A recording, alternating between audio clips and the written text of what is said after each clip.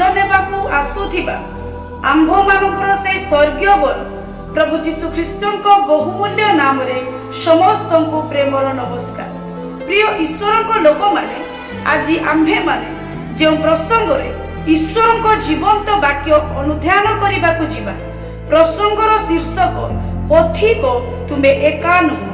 ପ୍ରିୟ ମଣ୍ଡଳୀ, ଆପଣମାନେ ସବୁ କଥା ଭୁଲି ଯାଆନ୍ତୁ, କିନ୍ତୁ ସବୁବେଳେ ଗୋଟେ କଥା ମନେ ରଖିବେ, ଆପଣ କେବେ ବି ଏକା ନୁହନ୍ତି।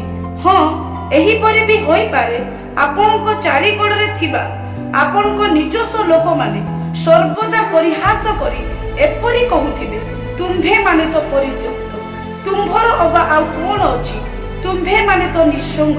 ଏପରି ଜଣେ ବି ଲୋକ ନାହିଁ ଯେ ସର୍ବଦା କହିବ, କେହି ତ ଜଣେ ତୁମ୍ଭମାନଙ୍କ ସହିତ ଅଛି। ପ୍ରିୟ ଈଶ୍ୱରଙ୍କ ଲୋକମାନେ, ସ୍ୱର୍ଗରେ ଆମ୍ଭମାନଙ୍କର ଏକମାତ୍ର ଈଶ୍ୱର ଅଛନ୍ତି ଯେ ସର୍ବଦା ଏପରି କହନ୍ତି, ତୁମ୍ଭମାନଙ୍କ ସହିତ କେହି ଥାଉ ଅବା ନଥାଉ, କିନ୍ତୁ ଆମ୍ଭେ ନିତ୍ୟ ତୁମମାନଙ୍କ ସହିତ ଅଛୁ। ତୁମ୍ଭେମାନେ ଏକା ନୁହଁ, କାରଣ ଆମ୍ଭେ ଆପଣା ହସ୍ତଦ୍ୱୟର ପାପୁନରେ ତୁମ୍ଭର ଆକୃତି ଲେଖିଅଛୁ। ତୁମ୍ଭର ପ୍ରାଚୀର ସର୍ବଦା ଆମ୍ଭ ସମ୍ମୁଖରେ ଅଛି। ପ୍ରିୟ ଈଶ୍ୱରଙ୍କ ଲୋକମାନେ, ଅନେକ ଥର ଜୀବନରେ ଏପରି ହୋଇଥାଏ ଯେ ଦୁଃଖ ସକାଶୁ, ବିପରୀତ ପରିସ୍ଥିତି ସକାଶୁ, ରୋଗ ସକାଶୁ, ଅଭାବ ସକାଶୁ, ସମାଲୋଚନା ତଥା ସର୍ବ ପ୍ରକାର ଦୁଃଖଦ ପରିସ୍ଥିତି ସକାଶୁ ଆମ୍ଭମାନଙ୍କୁ କୌଣସି ବାଟ ଦେଖାଯାଏ ନାହିଁ। ଶେଷରେ ଏପରି ଲାଗେ ଆମ୍ଭେମାନେ ଆଉ ଆଗକୁ ଯାଇପାରିବୁ ନାହିଁ, ଯେଉଁ ଆଡ଼େ ବି ଦେଖିଲେ ଅନ୍ଧାର। ପ୍ରିୟ ମଣ୍ଡଳୀ, ଆପଣମାନଙ୍କୁ ମୁଁ ଟିକେ ମନେ ପକାଇ ଦେବା ପାଇଁ ଚାହେଁ, ନୌକାଟି ପ୍ରତିକୂଳ ବାୟୁ ହେତୁ ବାହିବାରେ ଯେତେବେଳେ କଷ୍ଟ ହେଉଥିଲା ତଥା ସମୁଦ୍ରର ପ୍ରଚଣ୍ଡ ତରଙ୍ଗ ଯୋଗୁଁ ନୌକାଟି ଦିଗହରା ଅବସ୍ଥାରେ ଥିଲା, ତାହା ମଧ୍ୟ ରାତ୍ର ସମୟରେ। ଯୁଆଡ଼େ ବି ଆଖି ଉଠେଇ ଦେଖିବେ କେବଳ ଅନ୍ଧାର।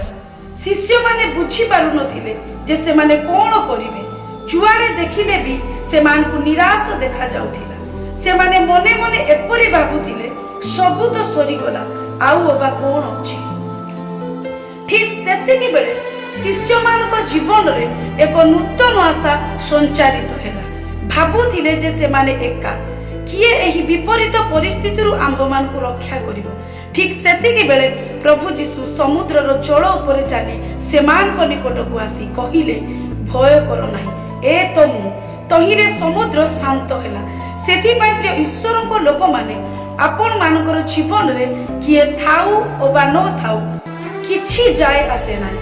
ଯଦି ପ୍ରଭୁ ଅଛନ୍ତି, ତେବେ ସବୁ କିଛି ଅଛି।